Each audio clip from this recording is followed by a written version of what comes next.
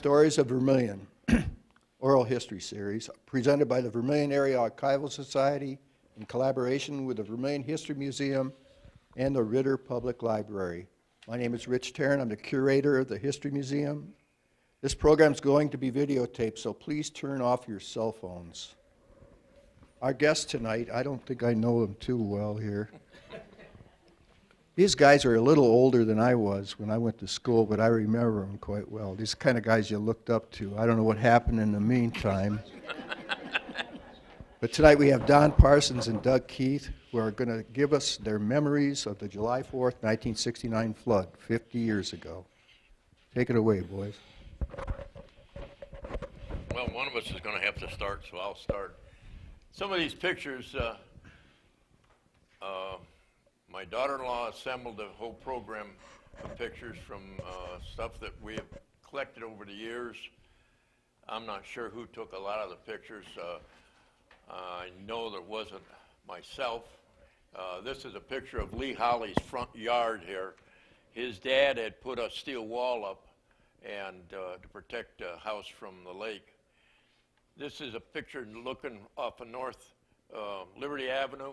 This is the Vermilion Package Store. This is one of Kishman's boats laid up against the Kishman Fish Company here. I can't remember the name of this one. But here's a picture after they brought some of the boats back. That's the Lesser K that's all damaged up. The boat inside of there was the Roberta. And the Kenneth K is right ahead of this. The Lesser K swung around and ran up against a French restaurant and was pretty much damaged after that.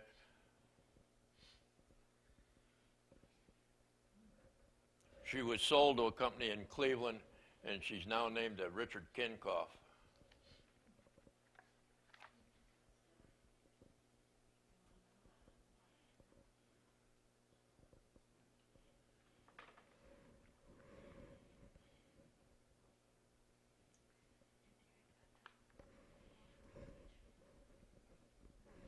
Which boat wound up on the beach, Don?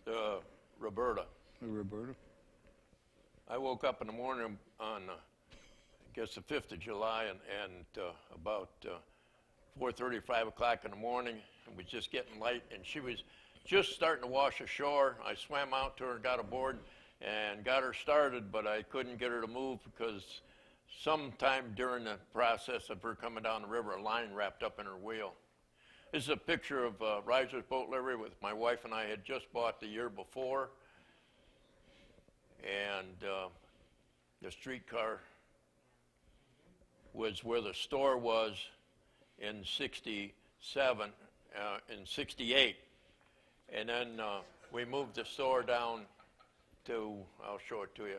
This is a fuel dock that was out in front of it. It floated up. And one of the posts that hold it in place got stuck underneath, and she came down in that angle. The store on the left-hand side was where we moved after the 68 flood. We moved into that store. And this is a ramp that was 20 feet long to push the gas dock out into the river.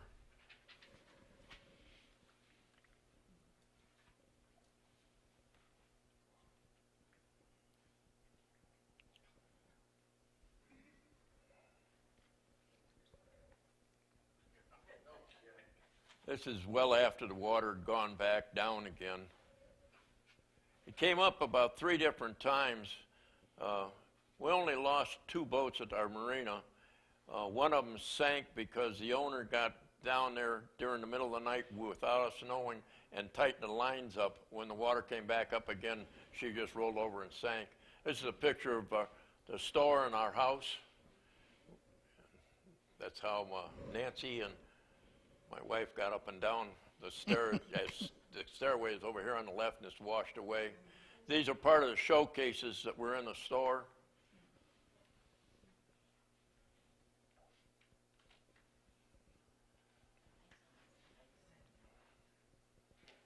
My wife and I were living in this back part, and the front, this part where the red is there, we built that after the 68 flood and raised it up 4 feet. and everybody thought I was crazy raising it 4 feet. And after the 69 flood, they wanted to know why I didn't go up higher.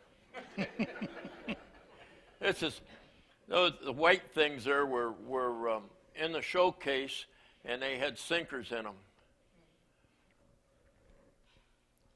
One of the ironic things about in the bait and tackle business, you buy your supplies during the winter months, and they're shipped in before you open. And we opened in April, so they were shipped in March. And How come you closed? it was late at night when that signed. Oh. This is a picture up at, I'm pretty sure at Romps, from the looks of the background.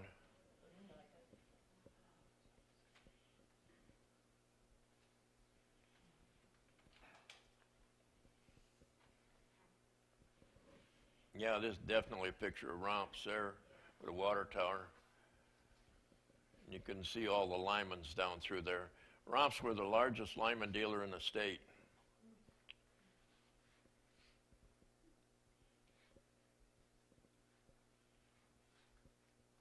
You can pretty well bet every car that's there, the boat's gone out for the weekend.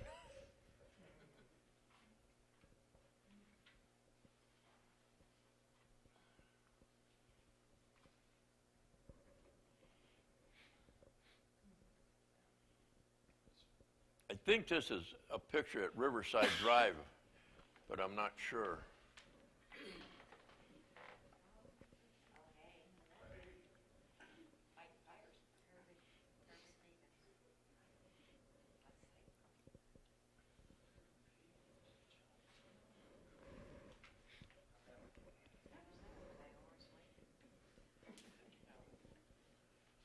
I was on the fire department at the time the flood hit, and so I kind of split half my time between the fire department and trying to save what I could.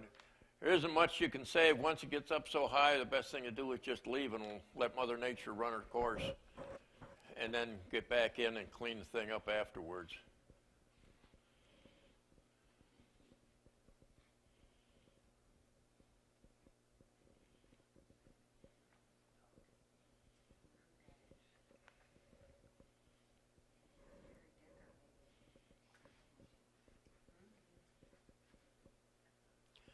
One of the ironic things was, I mentioned I was on the fire department. One of the firemen, Andy Sterling, owned a French restaurant at the time, and he had a 40-foot extension ladder, and I needed a long ladder to work on a new building. And Andy was kind of hesitant loaning it out, but he said, "Since you're a fireman, I'll loan it to you." We had two big beams that the house was built on that stick out on the downriver side. So on the evening of 3rd of July, I put that 40-foot extension ladder up on top of those beams so that nothing would happen to it over the holiday weekend. This is our store in 1968. It's an old street car and two box cars that Warren Smith brought those down when they closed down at the Lakeshore Electric. This is a picture of some of the boats outside of Marina. My dad was representative for Pace ship out of Mahone Bay, Nova Scotia, and so those are some of the boats that they had. And at that time, the big red building over there was the Marina office.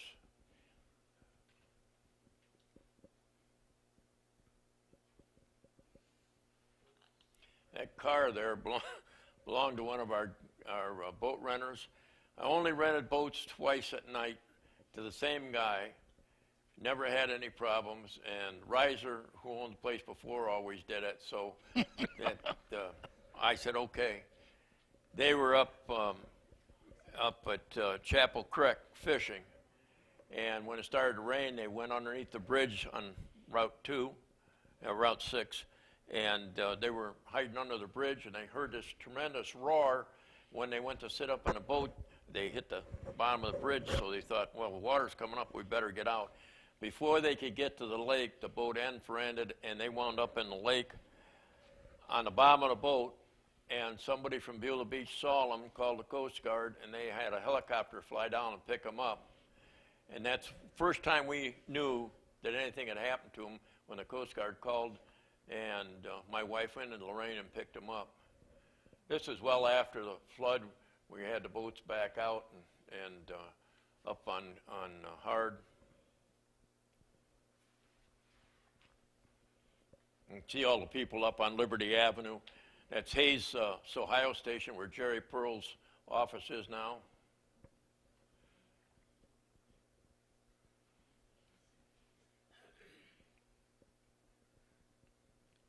The white building on the right-hand side was Floyd Hayes' music shop.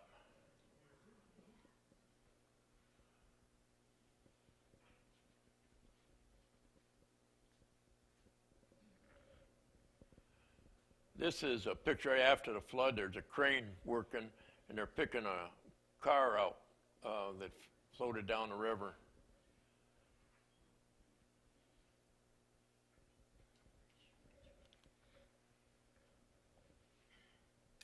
And that's Clarion Street on the other side over there.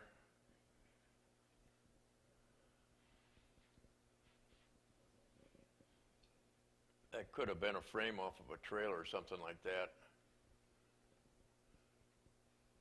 You're probably just dredging.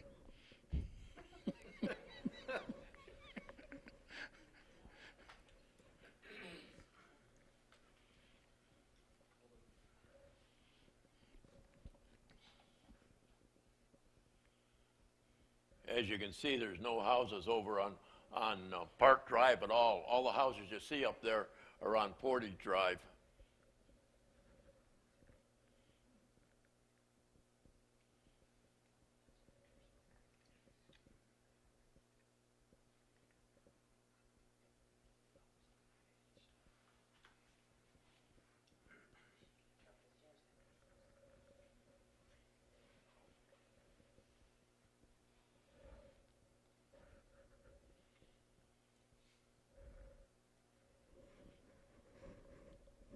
That was probably a house trailer.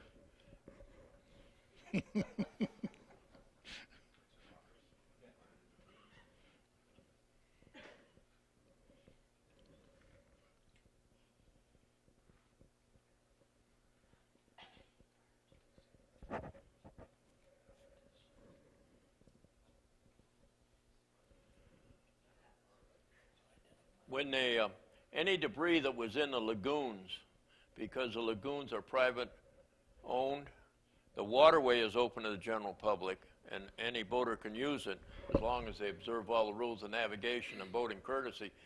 But the land belongs to Lagoons Association, so the federal government wouldn't help them clean the debris out of the lagoons that was in the lagoons. You mean the things that are on the land? On the bottom of the river. On the bottom of the lagoons. You know, any debris that was on the bottom of the lagoons had to be removed. They had to do it themselves. Early on, my dad got my brother and I, Rich, to go up to the bridge and put a chain around the base of the bridge, one of the beams on the bridge, and we tied it to the bow of all our boats, and then we tied the sterns all together. And that's the reason our boats all stayed right there. This Chris Craft here belonged to Al Love, who lived in the lagoons. This is after the flood. We're moving stuff out, trying to make some sense of what was going on.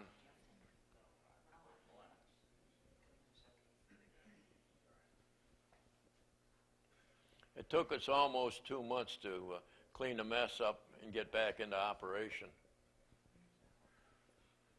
And not one drop of water got in our fuel tanks. We had 4 underground fuel tanks at the time, and not one drop of water got into any of them.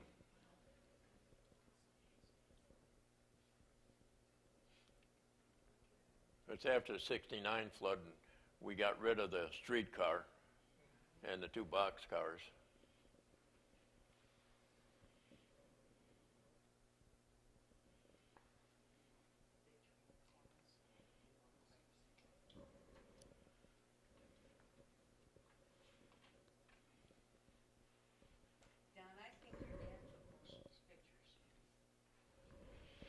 There you go. Now you heard me. The I, boss has spoken. I thought Nelson was busy doing a few other things. Well, for a while, and then it was like Don said, you can't do. Yeah, you can only do so much. I remember when he walked over and talked to Nancy and I and said, we think it's about time you ladies leave. I thought that was Nurse Rita. Precisely that he had a good camera. The only one that did.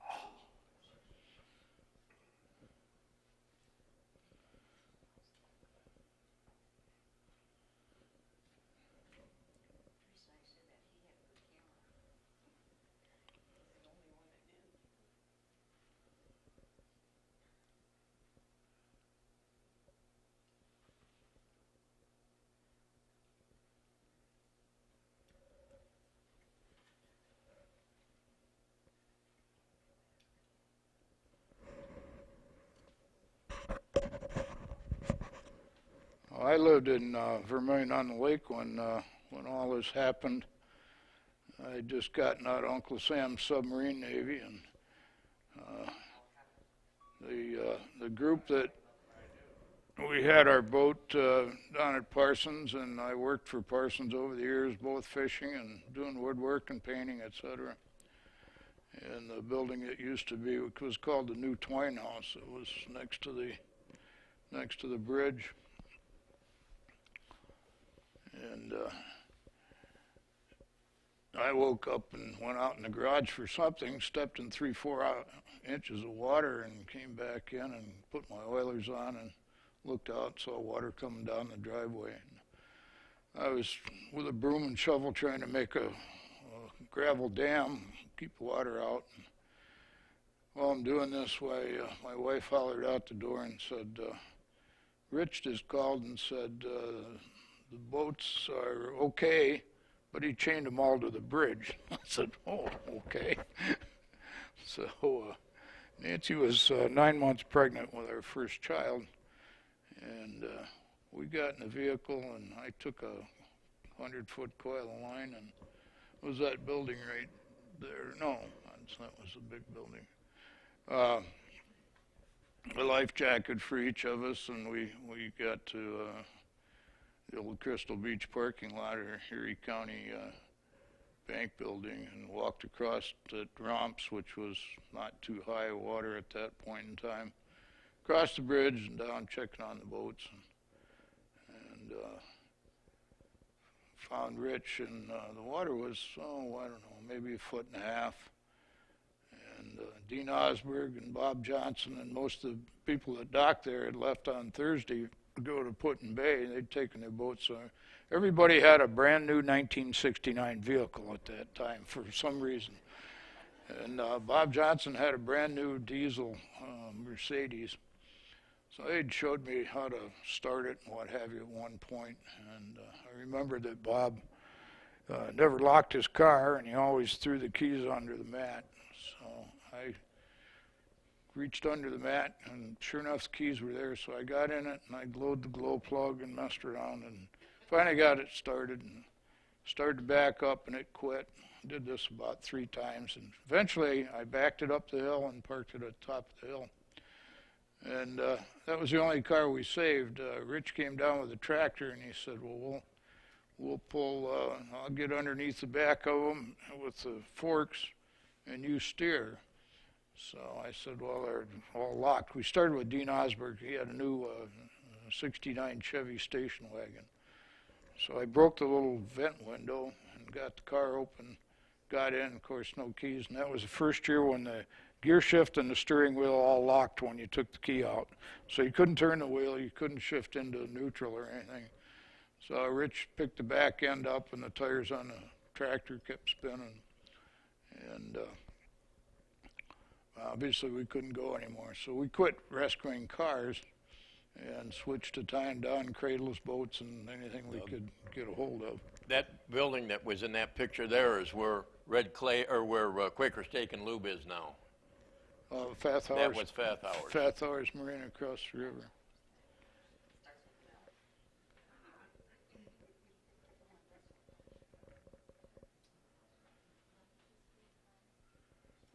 And the boats were all strung out where they had chained them to the bridge. There's a couple shots of that.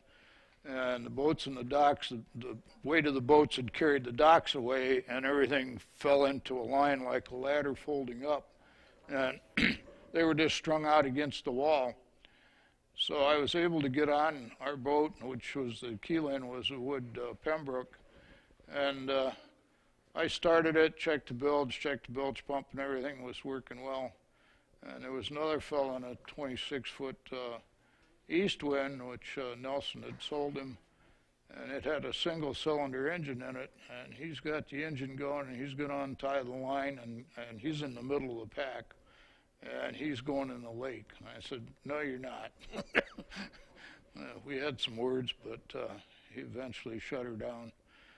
And then we went back ashore, and we're rescuing various things. Eventually, Tom Brown came out, and it was Bob McCann. His father-in-law's boat had gone out, and Rich told my wife that it went out under the bridge, but the house was gone. So she'd come under the bridge and taken the house off. And Tom came out, and we got one of Donnie's boats that you'll see he had all of them tied up towards the hill. So we got one of his boats and went out in the lake. And there was about 75 boats off of Linwood.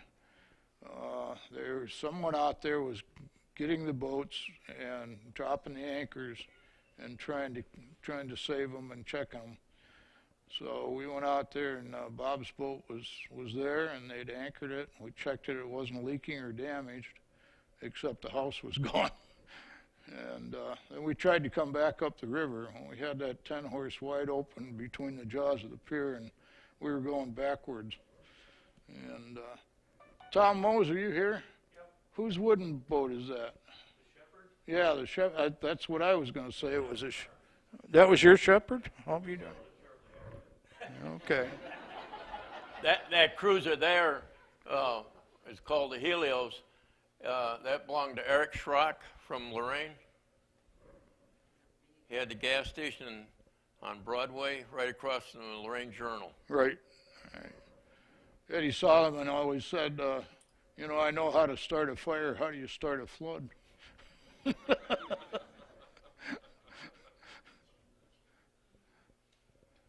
Anyway, we couldn't get up the river, so we beached the boat on Main Street and came back and continued to rescue. Got to a point where you couldn't do anything.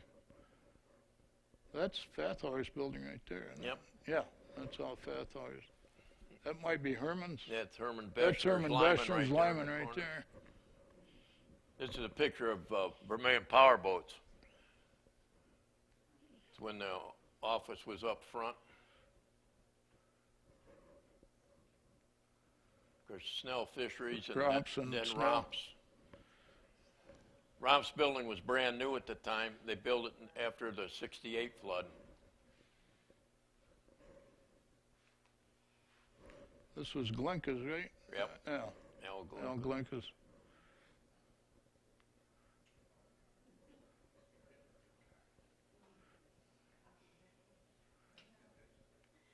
Chuck, you need that for insurance?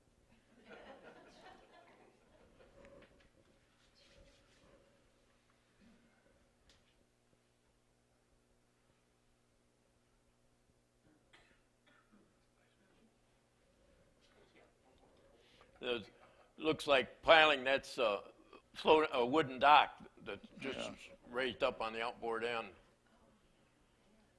That was where the fish boats all.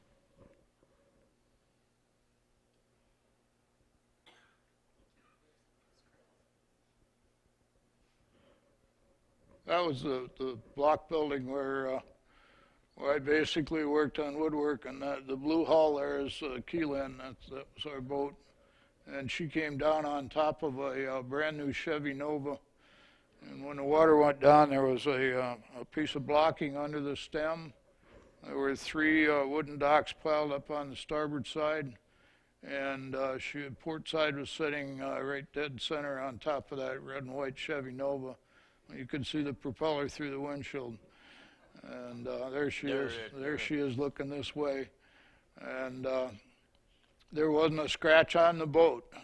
When they picked her up with a crane, they didn't see a chain somewhere, and they crushed a chain between the strap and the hull, and I had to change a couple planks. But she didn't have a scratch on her through that whole mess. It was something.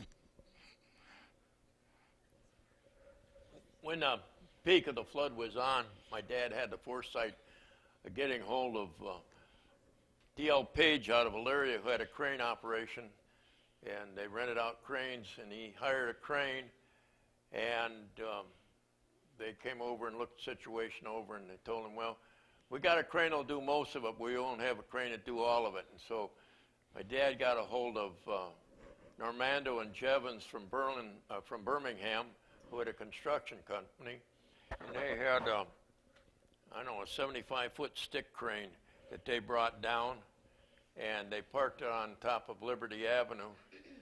And the mayor at the time said, you can't do that. My dad says, yeah, right. And they parked her there, and they lifted the boats over the top of the buildings and put them on trailers, and we sorted the cradles out and got the right cradle for the right boat, and then he'd pick them up and swing them over the top of the building and set them on the thing. And when we got all done, Dad had them load the crane back on the carryall, and they said, well, we want to use it someplace else in town. And he said, that's fine, you pay the bill. Well, who hired him? Dad says, I hired him to do my own, and that's it. No more else's, and that's all they did. And I don't know, they went and moved some others, but I don't know where else they went.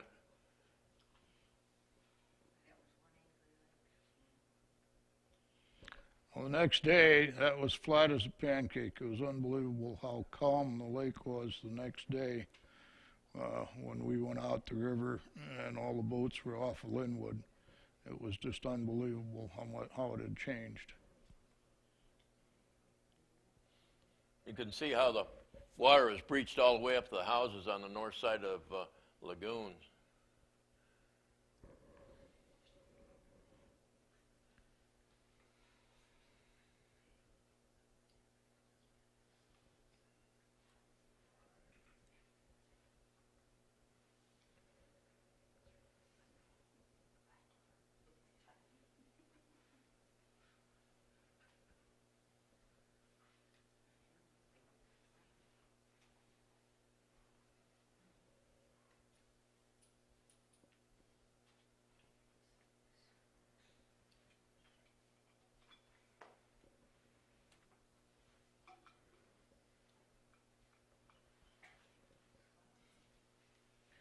I think that's a run of. That's the whole group.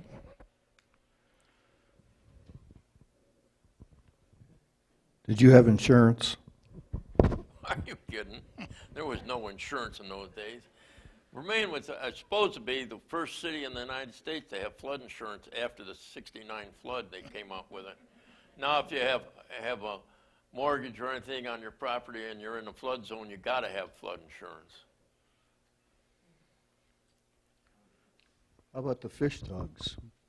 Their insurance on those? No, there was no insurance. on More it. than likely, most of those old people were self-insured.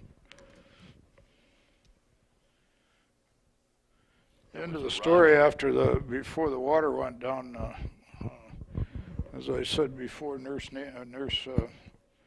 Rita told my wife, who was 9 months pregnant, that she needed to go get on the other side of the river because that's where the hospital was. So 11 o'clock that night, my wife and I walked up to the railroad trestle and walked across the bridge to Buellins and up to River Road and back down to our car. And days after, of course, we came back and salvaged and helped Don with what was going on, getting things picked up. And 4 days later, our son that was supposed to be born on the 4th of July was born on the 8th. You can see how much mud was left after the flood.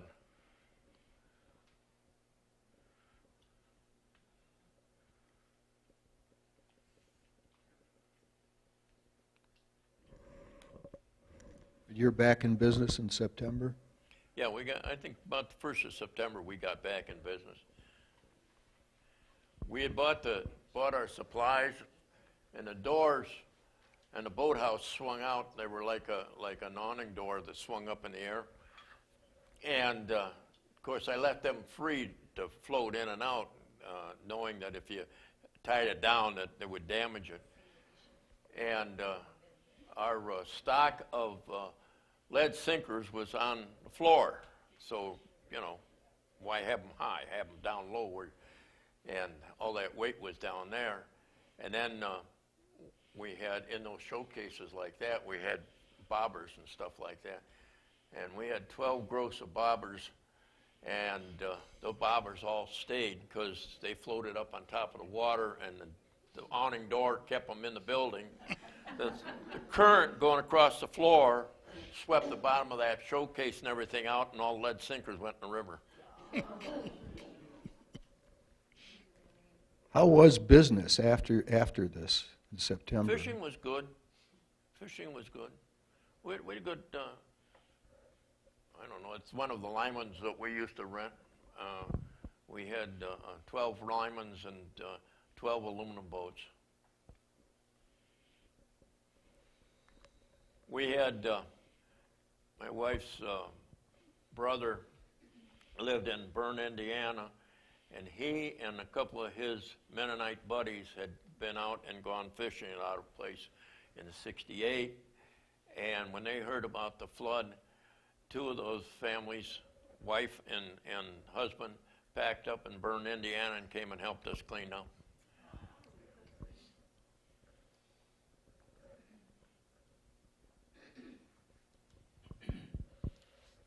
Yeah, it definitely was a trying time. The storm, you know, I've heard a lot of people say that the wind was really high and everything like that. They read about it in the newspaper, and there was a lot of damage and tornadoes in the Cleveland area. I don't remember any wind at all. It was Mother Nature's lightning show, though, was just unbelievable. It would, from about 11 o'clock on the 3rd till about 3 o'clock in the morning, my wife and I sat in our bay window and just watched it in awe. I mean, it was, I wish I'd have been smart enough to take pictures of it because it was just gorgeous. It was just unbelievable. And then the rain started. I got up at 5:30 in the morning to open up the bait and tackle shop, thinking, you know, as hard as it's been, the lake was going to be nice. I knew that it was going to be flat, and it was. And so I got up, and I was having a cup of coffee looking out the back door, and the storm sewer from South Street comes down Sandusky Street and enters the river. The water, well, the pressure was so great coming down Sandusky Street that it blew 2 8-foot sections of this, I think it's a 14-inch pipe, blew it right out of the ground. And I saw that happening, and I knew we were in trouble with, the store was going to flood because of the way the contour of the land was there. So I ran upstairs and got my wife out of bed and said, hey, you got to come help me get all the merchandise up because we're going to flood. Well, by the time she got down there, it was a waste of time because the water was up by then. And it was probably 2-3 feet deep in the store by then, and so we just forget it. That kind of a blue teal boat there belonged to Jack and Jane Armstrong. That was one of the 2 boats that got damaged. It swung around, and when the water went down, a 4x4 post that was tied next to it went right through the bottom of it. And the other boat was Joel Vollmarker's boat, and that was in front of the streetcar. And during the night, he had been told not to, but he went down and he tied the boat was tied up with plenty of slack. But because the water was going down, he thought, well, I'll just take some of the slack out. And then the water came back up about 4 o'clock in the morning. It surged back up, and the boat just rolled right on her side. She was tied so tight, and she just filled up and sank. And Tom Mose now has a boat. Right, Tom? And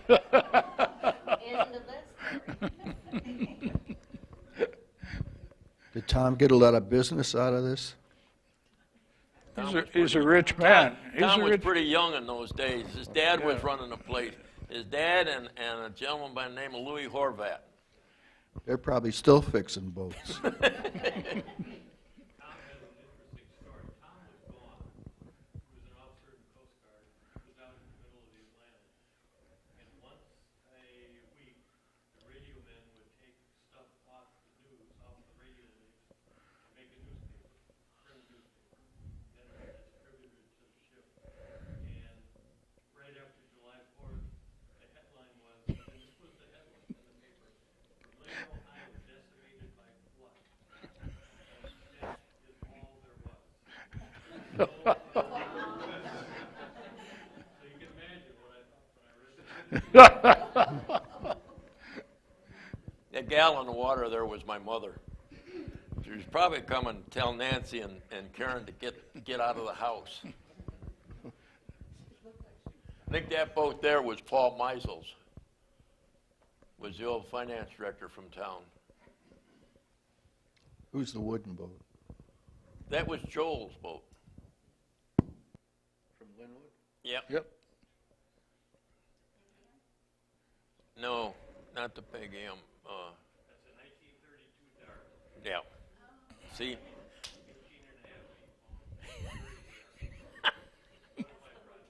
and a half. It's probably still in the loft, right? It was hauled out, put on a trailer. The engine was winterized and everything, and oil, and water was all pumped out of it and everything like that. And it was in good. The engine was in good shape. Loaded on a trailer, and Joel took it to Cleveland and put it in his garage. And it sat there until when, Tom? About 2 years ago. And it was quite a job getting it out of there. Was that Clarion Drive there? Yeah. Yeah. There was about a 26-foot lineman tied up there. It was yellow hull, and it was kind of the only boat there. And I think it belonged to Dr. Watson. He was a chiropractor in town. But we watched every trailer, boat that was still tumbling, that came down, would come right up to that boat, and there'd be an eddy current there, and it'd spin around and go away. And then finally, that current must have shifted, and it was sending everything right into the bow of that boat. Everything would, trailers hit it, boats hit it, everything, and we're watching this for hours, and no damage. No, it just sits there. Finally, there was a hole about yay big around in the starboard bow, and that boat floated. When we left at 11 o'clock at night, she was still floating, still on her bottom. Clarion Drive there, at one time was the wastewater treatment plant for the city of Vermilion, and they had moved it upstream when the '69 flood came.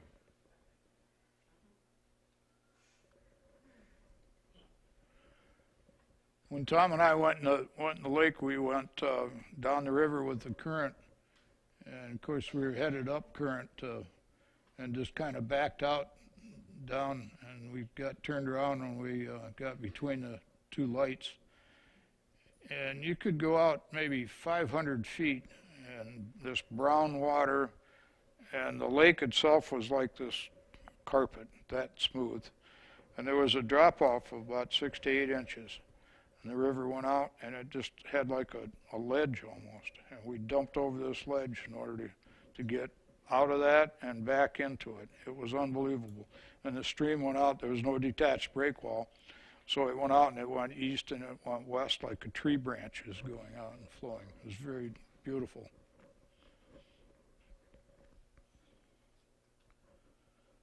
Where that pile of debris is, and the telephone pole right in the middle of there, that's where the present lift station is for the lagoons and Nokomis and Linwood for the sewer system. About the window in that building. Is that a window? Yeah, and the downstairs, yeah. It was a picture window. It didn't break. Is that right? No. In fact, one of the pictures, you could see where there was writing on it.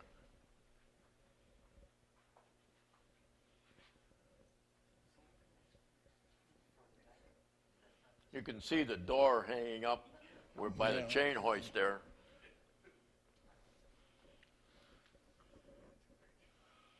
I don't think Moe's lost any boats in the flood. I think all their boats stayed there, mainly because they were tied together and tied up to, we had some steel posts that were embedded in concrete, and they were tied to them.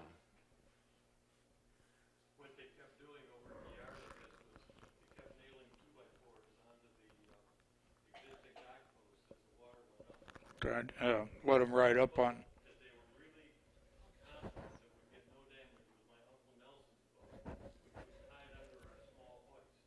But the water got so high it hit the cross pieces and the top it broke the windshield. That was YT? No, that was a 27-foot Chris-Craft Express cruiser, Okay. not YT. They had a couple that docked with them that would come out every Friday and get on their boat and stay on their boat Friday, Saturday, and then Sunday or Monday. Either day they would leave to go back to the town. The name of the boat was Pattern, and they stayed on that boat during the whole flood. And my wife and I would talk to them out the window. And a couple of years ago, I had a customer on the Mystic Belle, and she brought up the fact that her parents had a boat over at Moses and rode out the storm because nobody would rescue them. And I said, that's really not true. And she said, oh, and I said, yes, my wife and I were up in that, right in this house up above here, talking to them out the window the whole time. I said, and they didn't want to leave. They weren't going to lose their boat, and they stayed aboard it, and they tended the lines, and they were. What was that, Tom? It was an little express cruiser, about 24. Okay. Patterman, she had a chrome nameplate on the transom, and always kept beautiful. You probably kept it beautiful. Your dad did. Really? Yeah, beautiful boat, always in gorgeous shape. See that little loop right down there? That's That's where a line came through the hole when the boat set down on the post.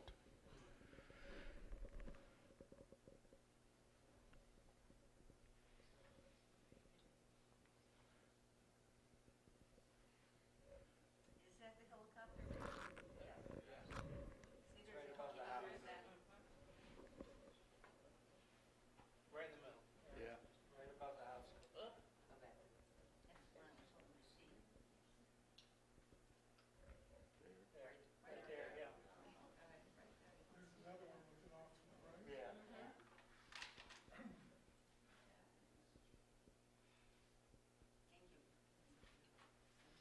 Red sky at night? Or red sky in the morning? What? Was this night or morning? That was the night. It's not labeled. Sailor sky, sailor. Was this before or after? That's pretty good.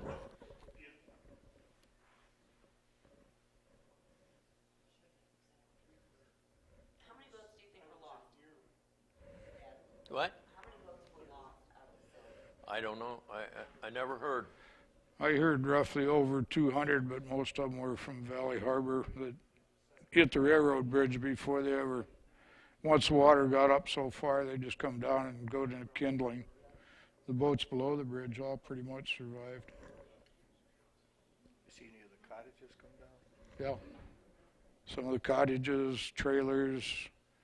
I'm My sure brother- everybody saw the picnic table that still had libation and place settings, and everyone must have seen that. It probably came out of Olympic, I would imagine, and it just seems like anybody you talk to has saw that table come down. Early on, Early. the fire chief called me and said that they had received word that there was a trailer drifting down the river that had somebody in it. My brother and I got in one of our rentals, and when it came underneath the highway bridge, we went out and started banging on it, and we couldn't raise anybody.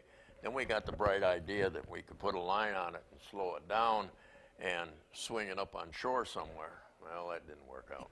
We got down by Toady Ruts, and we had the line attached to it, and I ran ahead, and my brother got out of the boat and with about a 2,400 foot coil of brand new nylon line, and he put it around the ballard and started slowing the thing down. When he got to the end of the line, he just let it go. Boing. Prosecuted? Pardon me? They never prosecuted? One of these pictures shown over there was there's a section of Romp's dock was floating in Clarion Drive. Of course, Fathauer's had 3 houses over there at the time, or the big storage building, and there was a house above that, and then there was a cottage in the main house, and then Charlie and Rhea Solomon had 2 cottages right at the end of McGarvey's restaurant, and so they lived there. That's Bob McCann in the boat there with me.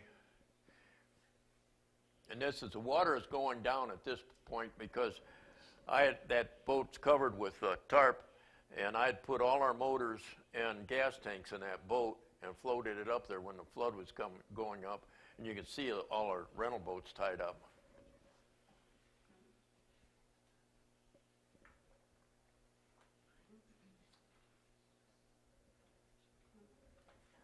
You can see the line coming off one of Moses' boats coming over to this hoist, which is embedded in concrete there.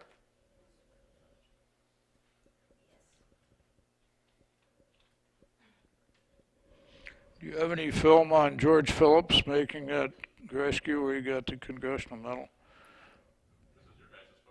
Oh no, I just wondered whether you had something. Nelson didn't get a photo of that. He didn't have time to get upriver. I don't know how he got shot. Tell people that story. What? Tell them about George. Tell him about George's Oh, George? congressional. Well, George and the crew at Valley Harbor, Bill Stanfield and those guys were all up there doing the same thing everybody else was doing, trying to save things. When they got word that a woman was on a boat that was drifting down the river, and at that time there was probably only maybe 4 or 5 feet at the most between the nickel plate bridge and the water. So George got in a boat, and he and another fellow raced out, and they got the gal off the boat just before the boat hit the bridge and exploded. And George got the Carnegie Medal of Honor for that a couple years later, but he deserved it because he really took his life in his own hands, and the other fellow, to get her off the boat. That would have been the only casualty we ever had. There was no other casualties that I know of. Except that one in the trailer he let go. Yeah. Wasn't mentioned.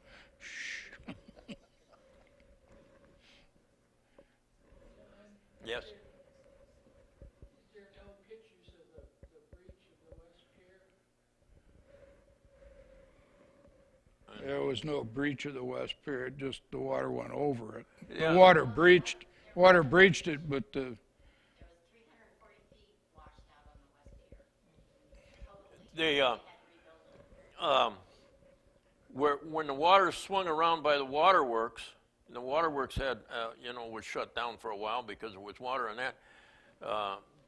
Dr. Margaret Reed and Ted Wakefield had a house, a ranch house out of brick that faced the lake, and the garage door faced up the river. Well, it blew the garage door in and blew the front windows out. They were big picture windows, and blew it out and just ran right through the house. And they had moved over to the big white house of Stutz's, and they were staying there during the flood. And week or so later at the fire hall, Andy says to me, "Hey, Don," he says, "you and your wife got no carpet upstairs in that house, do you?" And I said, "No, well, we got plywood floors. I mean, we got moved up there in 68.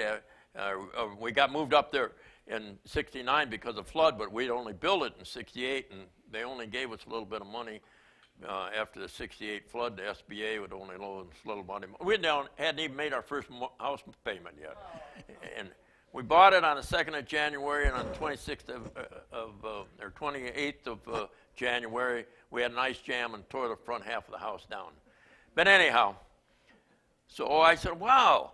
So I went down and talked to Ted, and he said, yeah, it says they're rolling the carpet up right now. What do you want? And I said, I'll take it. And he says, it's full of mud and everything. And I said, I'll take it. So I took a boat trailer, went down, loaded it on the boat trailer, took it back, put it in our big building, put some C-clamps, put 2x4s on each side, put C-clamps on it, and hoisted it up in the air. And I spent the next week 2 times a day pressure washing both sides of it to get all the mud out of it. And that was our carpet for a number of years. When we moved up into the new section, there was no walls, there was nothing. There was just a big open space. We had a party up there putting 12-foot pieces of drywall up for your ceiling. I remember that. So yeah, a ceiling, no floor. We had a train accident east of town. We called the fire department out, and there were 2 boxcars that caught on fire, and we put the fire out, and we opened the boxcars up, and we're going through it, making sure everything was all out. And I was talking to a guy from the railroad, and he said, yeah, we're just going to take a bulldozer and bulldoze these things out. And I'm looking at all of these sheets of drywall, and I'm thinking, oh, man. And the only thing that was wrong with them was the ends were brown from the smoke.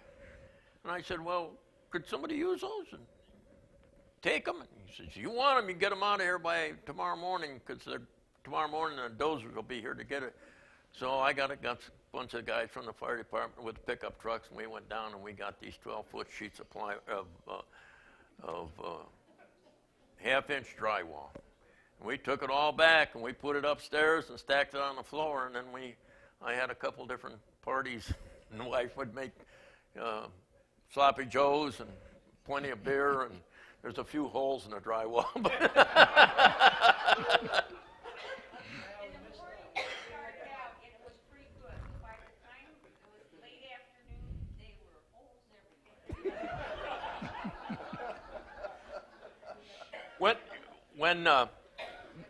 When you get on the river, the last house on Cherry Lane has a green roof on it, and it was a summer cottage type house, and it's got a little porch on the northwest corner of the house. If you'd have been standing there during the '69 flood, you've been standing in about 4 foot of water. The water was going over the east and west piers at the time. The water level was above the piers by about 4 feet at that point, but it was running down to meet the lake at such a pace. Like Doug said, when they got out to the lake, they actually had a drop off from the water. Actually, when it actually met the lake itself, it would drop off. And as Margaret said, how many blocks? 300. 340 feet of blocking, yeah. And the average stone weighed 15 ton, they said. So that just floated out in the lake. The Army Corps of Engineers were going to come and salvage it all. And after a couple of days of looking around, they decided it was cheaper to go to Amherst and buy new blocks than it was to try, because it was all covered with mud out there. And so they had to dig out the mud to get the blocks. And so it made a lot of sense. Was Liberty Avenue right in front of what is now closed for a period of hours? Was it passable the next morning? Because it rained all night. Well, next morning there was water across the road, Right. and it was closed later. Yeah, They closed when the water went I up and down. don't but, think they opened it until maybe the 6th at Romps. Yeah, I think it was several days before it was opened up, because everybody had to go around. It was at least 2 days before the water got down low enough that we could get back in and start doing stuff.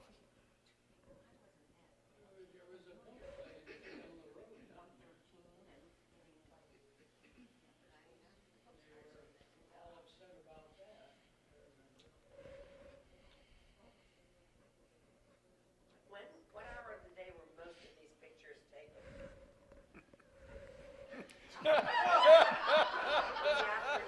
Would you like an answer like daylight hours? I don't know. I can't answer that one. Yeah, I'd say they were all taken in daylight. No, there was one at dusk.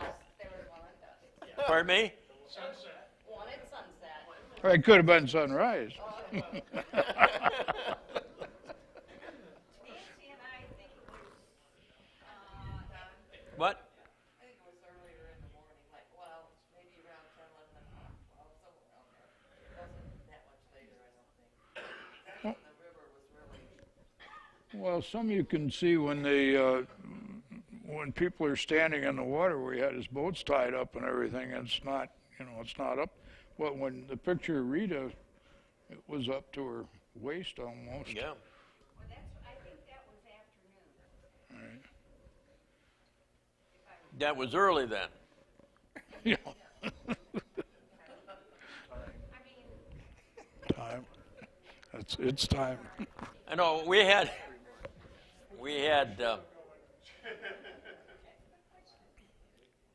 It's good. I that had it's some time. information from the Army Corps of Engineers that we lost in a flood a few years later. Didn't have it secured well enough, and it got wet and damaged. But we had, on the front of our building, we had marks from all the floods that we'd had. Was that markets there now, is that certified by the state of Ohio? Yeah, yeah. And how could they certify that?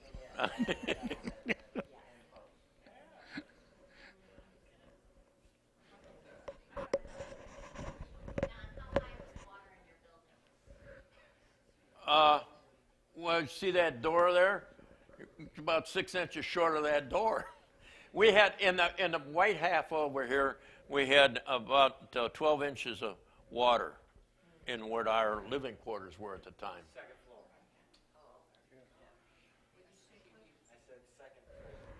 Yeah, second floor. And I'm sure if you go down in the old section, there's a couple nooks and crannies that didn't get washed out too well, and you'll probably find mud about that thick.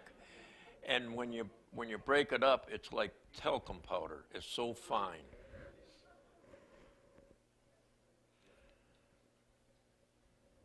was it loud? Loud? Yeah, like the ice, how the ice jams are loud? This was July 4th. July 4th. This was a raw water flood. There was no ice. I didn't know the sound of the water rushing by was loud. Yes. Did it roar like it does? No, No. not like an ice jam. Really? Is there not ice in July? No. Who would think? Was there anybody that was able to stay in lagoons, or did they all? No, there's two people stayed in the lagoons, and they were both airlifted out. Well, I think there were 3 people that stayed there. And a helicopter came in and airlifted them off when their houses started moving. And how, generally, how deep did the water get in most of their houses? Assuming they're on a slab, How do you, Those aren't on a slab. They're crawl spaces, most of them. Bill, Bill, you know who that is? There was a number of stories about people, leaving the lagoons and getting out, and some stayed or some wanted to stay, like always, every flood. But I think it was Danny Howley, Lee's brother. He had a '57 Chevy, so he drove his '57 Chevy out of the lagoons and left his dad's brand new Lincoln in the garage.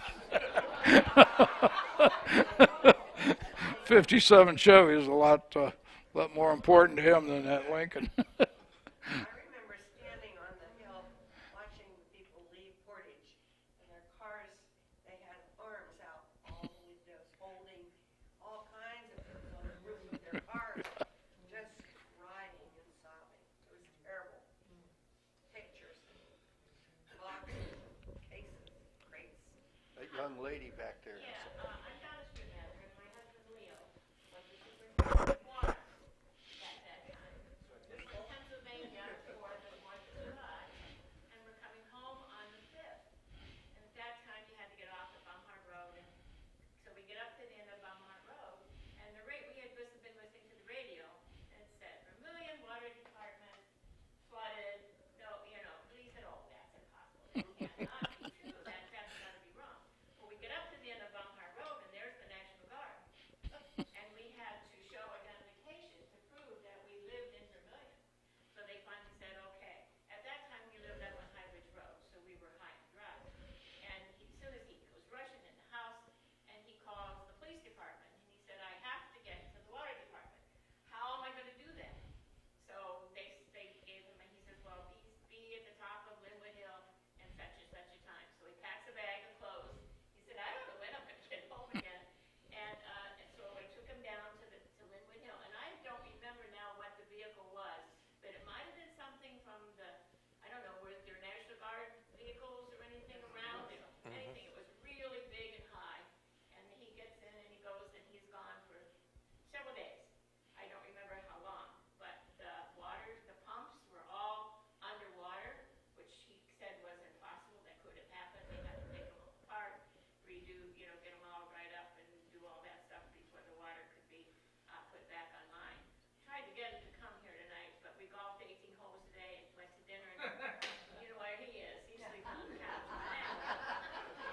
Anyway, it was a pretty interesting time. My mother had gone with us to Pennsylvania. Her name was Ann Hall, and she lived in the very first apartment at Crystal Shores, across the street from the laundromat behind Kitchen's Auto Place. The very first apartment. Well, her apartment didn't get flooded, but her car did, with sewer water. Her car was completely full of sewer water, so you don't think that didn't smell good. But it was lucky that she didn't get any water in her apartment. Got up to over the sidewalk and steps. But it was an interesting time, wasn't it?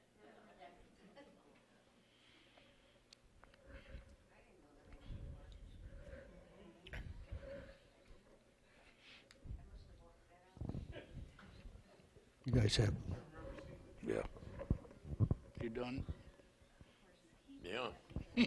ladies and gentlemen, anybody got any more questions or comments here? These guys are getting tired, they're old. We're old. This was 50 years ago. Thank you very much. You're welcome.